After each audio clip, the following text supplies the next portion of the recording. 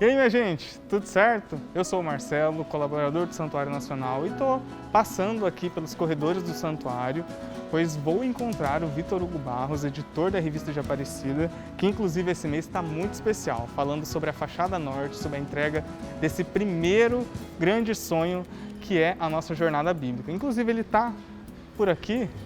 E aí, seu Vitor, tudo certo? Marcelo, tudo bem, graças a Deus, e com você? Tudo certo também. Revista linda, né, desse mês. Linda, quentíssima, cheia de novidades, de histórias sobre a fachada norte aqui do Santuário Nacional. Né?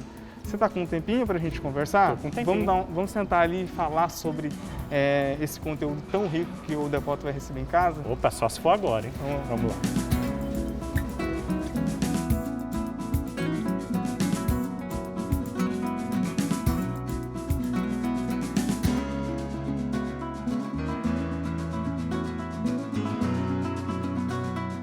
Pois é, né, Vitor? Só estando perto dessa grandiosa obra, né, para a gente ver o quão bíblica e quantos ensinamentos a gente vai colher a partir das reflexões da experiência que nós, né, e o devoto que visitar aqui o santuário vai ter, né? Inclusive, nessa fachada norte, o primeiro livro, né, que a gente é convidado a refletir é sobre o Êxodo, né? Exatamente, né? Essa é a primeira das 4 fachadas que o Santuário Nacional vai revestir com mosaicos. E nessa, o artista responsável por essa obra, o padre Marko Ivan Rupnik, um esloveno que inclusive esteve aqui no Brasil durante mais ou menos 3 meses trabalhando nessa obra, ele falava com a gente exatamente sobre esse significado da libertação, que é a libertação do pecado, a libertação plena que vem por Jesus Cristo, né? Ele inclusive mostrando essa fachada, explicando, a gente conversando algumas vezes para produzir os conteúdos aqui da revista, ele falava para a gente que a libertação do povo hebreu era um prenúncio da libertação plena que só acontece com Jesus Cristo. Por isso, tem um detalhe muito interessante dentro da fachada, quando a gente olha a arcada, a gente vê passagens do livro do Apocalipse e do Novo Testamento, mostrando que o Antigo e o Novo Testamento estão ligados entre si. Inclusive, né, você falando do Padre Rupnik, na Revista de Aparecida tem uma seção, né, que traça um perfil sobre ele, né?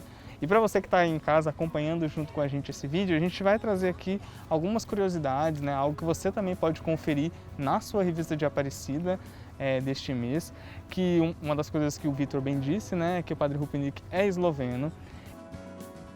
Ele pertence à Companhia de Jesus, né? Portanto, ele é um jesuíta. Isso, padre, né? jesuíta. Padre jesuíta. Tem um fato muito interessante da vida dele que é ligado à cidade de Roma, Sim. que é a cidade eterna, né? A grande capital das artes. Ele estava um dia rezando na igreja, na Basílica de São Paulo Extramuros, uma das 4 basílicas que são chamadas maiores, né? A nossa basílica é chamada menor, não pelo seu tamanho, mas as 4 basílicas maiores são assim chamadas por estarem diretamente ligadas ao Papa. Ele estava então nessa Basílica de São Paulo Extramuros e eis que em um belo dia ele resolve rezar e fazendo esse momento de oração, ele entende que precisa consagrar as tintas, os pincéis, todos a Deus. Por isso ele chega de volta na sua casa, pinta todos os quadros dele de preto e resolve que nunca mais vai fazer arte, porque ele entende que a verdadeira liberdade é entregar tudo a Deus. Só que isso muda quando chega uma pessoa na vida dele. Sabe quem que é essa pessoa? Quem? São João Paulo II, Papa.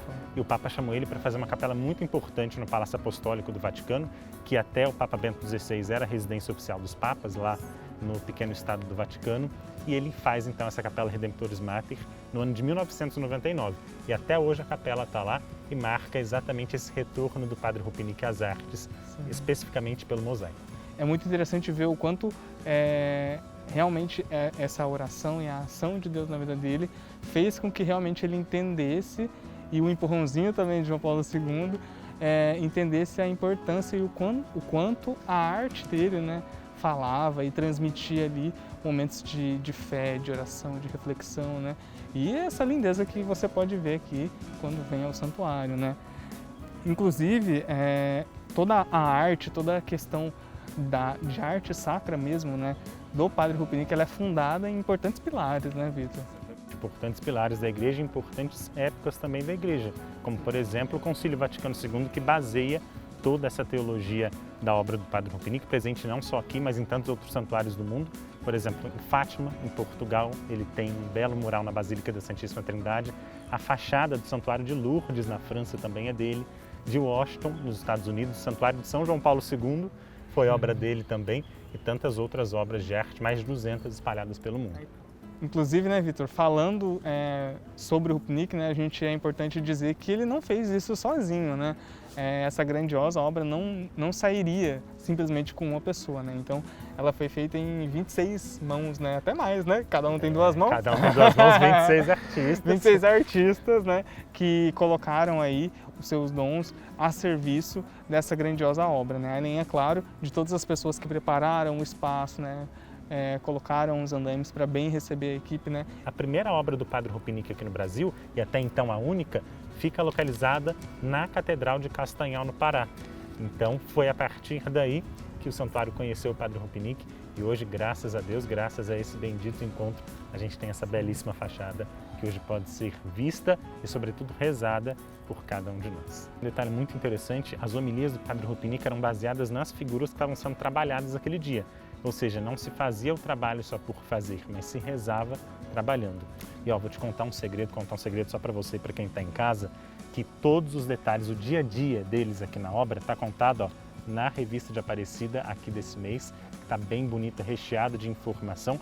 E quem faz parte da família dos devotos já recebeu em casa a revista de Aparecida. Mas quem não faz parte, pode receber, Marcelo? Pode receber, ligando para 0300 210 1210 ou acessando o site famíliadosdevotos.com. O sino até ajudou, tá vendo? Então, ouve esse sino, é um sinal para que você faça o seu cadastro, né? Caso quem ainda não é cadastrado.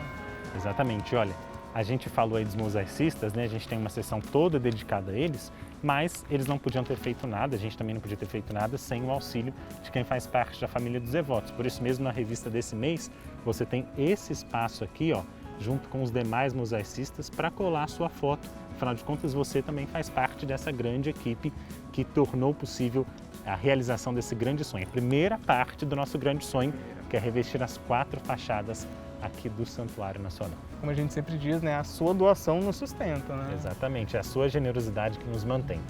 E olha, eu ainda tenho outras informações assim para contar para você, mas eu acho que a gente podia ir lá pertinho do mosaico, porque a gente precisa ver bem pertinho esse trabalho minucioso para todo mundo conhecer. Vamos lá? Bora lá.